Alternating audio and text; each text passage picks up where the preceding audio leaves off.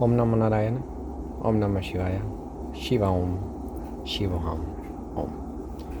Welcome to another Satsang with your host Chuck the Yogi from the Yogi Cave and the final exposition of the Kaula Jnana Nirnaya before we head towards the plains of Tibet and the 6 yogas of Naropa. Chapter 24. The Devi said, "All my Bhairava, today my purpose in life has been fulfilled. I have achieved power over the gods Sura and the demons Asura. I have learnt the knowledge of the Mahakaula and the Kula Kaula. You have destroyed the spell of darkness, of illusion, and ignorance that creates the cycles of birth and death. I have also the hamster wheel. I have also obtained the highest liberation, which is difficult to achieve in the world.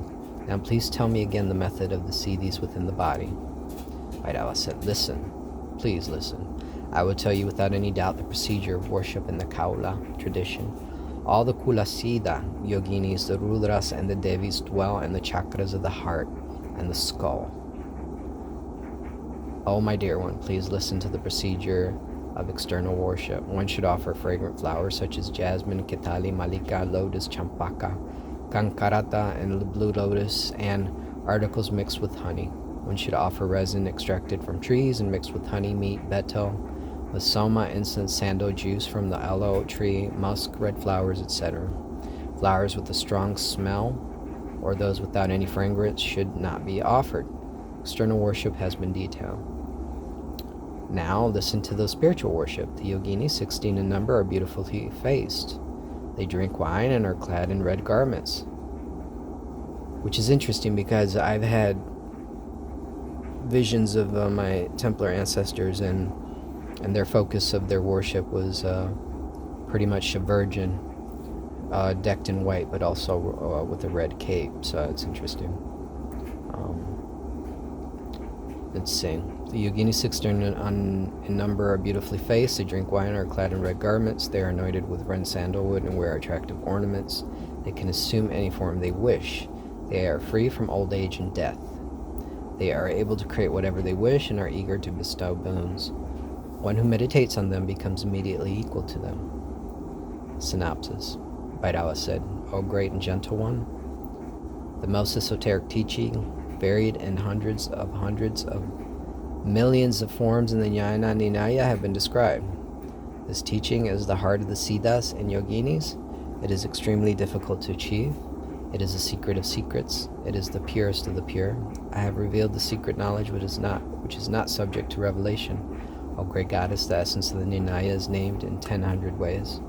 So that is the official end of the Kaula Jnana Nirnaya. And let us move on into a little bit, at least to start a synopsis in regards to the 6 yogas of Naropa. And I'm looking for my keyboard right now, and I'm going to look them up just to kind of now, why the 6 yogas of Naropa was so important about Naropa. Well, Naropa was an extremely important character in the development of Tibetan Buddhism, particularly the Yogi sect of Tibetan Buddhism. Okay, so let's see. I'm looking up Wiki just to kind of give a little synopsis of Naropa. And it was an Indian Buddhist Mahasiddha. So again, the Mahasiddha tradition, this is what we're talking about here. He was a disciple of Tilopa and brother, or some sources say partner and pupil of Niguma. As an Indian Mahasiddha, Naropa's instructions inform Vajrayana, which is the yogi tradition in Tibet. And his 6 yogas of Naropa relevant to the completion stage of the Anuttara Yogantantra. So again, we're talking about Tantra here. He was also one of the gatekeepers of Vedika Mashila Monastery, which is located in Bihar. Although some accounts relate to Naropa with the personal teacher of Marpa, Lotsawa, other accounts suggest that Marpa had Naropa's lineage through intermediary disciples only. So I'm not going to get too deep into Naropa's story, but it's a very interesting one. And suffice it to say that he emerged from Shangri-La, to put it that way, and he entered into the plains of Tibet and pass this lineage on, this lineage particularly of this Mahasiddhas, and particularly a combination of Buddha, Dharma, and Sanatana Dharma mixture. And it just persists to this very day, and we're very privileged and honored to have that because of events that have happened in Tibet in the 1949-1950. During that time, a lot of this knowledge emerged from Tibet, and we have access to it now, and it gives us a perspective that we wouldn't have had otherwise. Just like with the Kaula Jnana, because the Kaula Jnana was secret until the kings of Nepal, or that lineage was undone through a curse. So, in other words, a bit of a curse that have occurred to Tibet is a blessing to us, because we're receiving this knowledge that we would have been hard-pressed to obtain otherwise. So we're deeply grateful for that in that regards.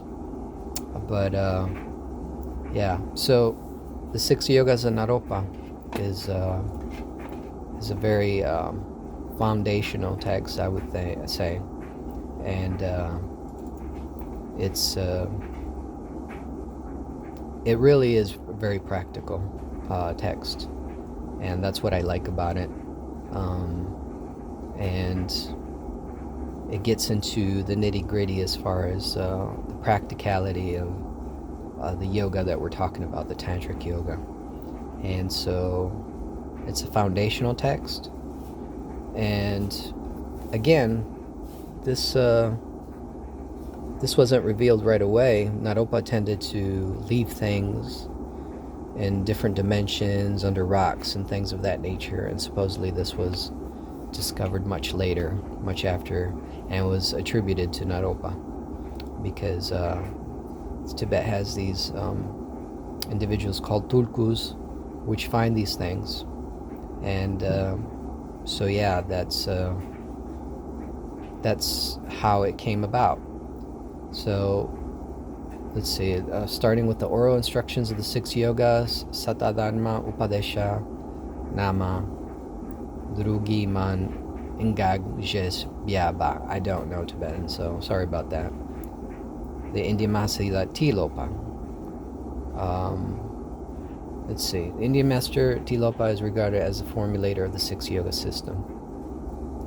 He was born in 988 in Bengal to a Brahmin family, and as a youth helped support his family by tending buffaloes.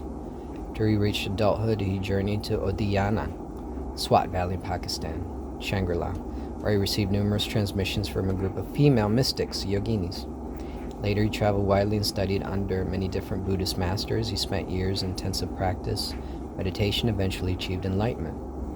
His biography states that main lineages he received and emphasized in his personal practice were the Madhyamaka doctrines and the Guhya Samaya Tantra transmissions descending from Mahasiddha Nagarjuna, and the clear light and Bardo doctrines of the Mahasiddha Lawapa, and Heruka Chakra Sambhara lineages descending from the Mahasiddha Luipada, and the Mahamudra lineages from the Mahasiddha Shavari, the inner heat doctrines, Tumo, of the Hevajra Tantra is transmitted through Krishnacharya. So I'm not going to get too deep into yoga, Naropa and Tilopa and all these, but just know that these characters are fundamental to the transmission from Greater India into Tibet, and we're very, very fortunate to have them. And I'm going to start next week and get into the importance of inner heat yoga, or Tumo. It's fundamental. And this is what I like about the 6 yogas and Naropa, because without this understanding, it's made explicit in a way that you don't see in other sutras. In other sutras, it's implicit, but it's not explicit. And here, it's explicit and very technically explained. So I'm very happy and very glad that this missing piece in the link has been preserved by Tibet, because that part of Greater India was forever changed by the advent of Islam and the destruction of the universities, the Buddhist universities. Universities didn't start in the West, they started in the Greater India. So we owe a debt of gratitude to the Tibetan culture and Tibetan tradition for that. Anyway, until then, we'll get to it when I see you next. Om Namo Narayana, Om Namah Shivaya, Shiva Om, Shivoham Om. Till next time.